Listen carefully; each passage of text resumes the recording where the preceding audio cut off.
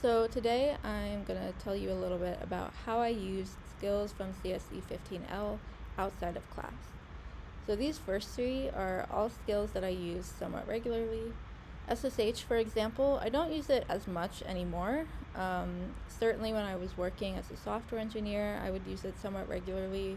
Also, when I was doing a different kind of research, I would sometimes need to run code that my own computer just wasn't powerful enough to run, and so I would need to connect to a remote computer. And I got tired of having to remember the name of the server I'm connecting to, my username, the right port, and so I stored all of that in a variable in my bash profile to make it really easy for me to connect. Again, I don't use that so much anymore, but it's something that I used to use and that plenty of my friends and colleagues use.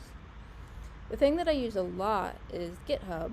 For example, I work in a human-computer interaction research group, and here are some of the projects that our group works on. For example, Get YouTube Videos is one that I work on. FB Inference Tool I also work on. This is someone else in my group. I also have helped with a lot of GitHub Pages websites. So for example, as a TA, often course websites use GitHub Pages, and so I'll be updating the schedule and stuff and need to remember how to use Git and how to use Markdown.